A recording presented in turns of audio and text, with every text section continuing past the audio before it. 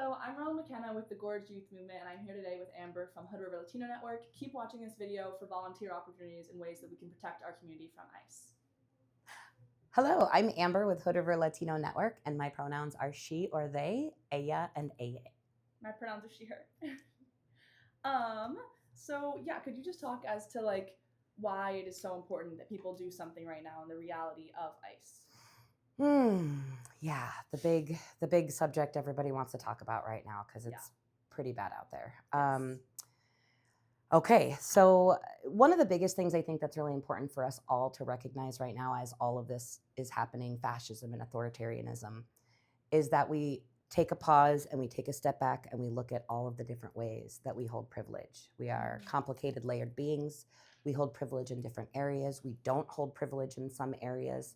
And to recognize where that starts so we know where we can step in a way that can be so incredibly important and powerful. So that would be the first step, I would say, into just figuring out where we can use our voices and where we hold power in our communities to protect one another. Yes, totally. And I think we see a lot of stuff on the internet about, ICE detaining people and all of that. How scary is the reality? Where are we at in this movement? I mean, being in full-fledged authoritarianism, it is a scary moment, I think, for a lot of people. I think that the reality of waking up in the morning and walking out your door and knowing that you might be kidnapped in that moment, and what your day is going to look like, that's terrifying. I think that would be terrifying for anybody. And so in that note, there are things that we can do. We may not be able to solve this problem overnight, but we have a real effect locally. So we're working currently on, we have a rapid response team here in the Gorge, and that team is working on making sure that folks are safe and building in the community and making sure that we have good community relationships to be able to protect and support our people through not only ICE, but fires and all of the other things that are coming with all the budget cuts and this, what I call the big bullshit bill, that we really have to lean on one another right now in order to be able to get through this in a way that works for us. Yes. And can anyone join this rapid response group? And what would that kind of look like if someone did? Sure. We do have, we're welcoming folks in that are wanting to get trainings on understanding what this looks like and how to work with each other. So if people are interested, they can email me at amber@rop.org. That's amber@rop.org. You can also give me a call at 541-904-5999. And I'd love to talk to you a little bit more about what it is that you'd like to get involved in. But yes, we definitely would love, this is going to take all of our community. Yeah, I'm so glad to hear that a group like that exists and that you are doing this. What are some other volunteer opportunities with Hood River Latino Network? Yeah. So one of the most exciting that we have is coming up on August 10th. We have our Hood River Latino Festival. We've been doing this since 2017 now. And this year it's going to be really exciting. We're taking, historically we've had most of our festivals at Jackson Park here in Hood River, and we're moving it to the waterfront this year. So we will be having music and games, raffle, all kinds of stuff. In that same thought, though, we want to make sure that our community is safe on multiple fronts. So we would love for folks who are interested in joining the crew for that day. If folks are interested in doing anything from helping set up tents and spots for organizations to safety watch. We don't really do security here, but we like to do safety watch to make sure, we're responsible for each other. So if you all are interested in getting trained and being on that, and there are plenty more volunteer opportunities for that day as well. Okay, perfect. That's so exciting. Yeah. That's coming up. Give us a call. Yeah. And you can call us at that same number, or you can call our office at 541-436-4756, and we can talk to you there as well. Okay, perfect. Yeah. And then I guess I'm still wondering, are there ways to directly kind of help immigrants in our community as they deal with this?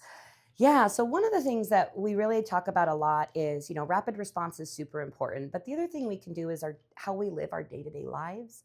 So things like go to a new area and meet new people. Go to a new store. If you go to church, go to a new church and just meet some new people and get involved in your community, because the best way we build community is just by being people and getting to know one another, first of all. And the second thing I would encourage is, this is rapid response thinking in the moment. We find that we're often going through life on our phone, looking at this in the middle of something while we're acting.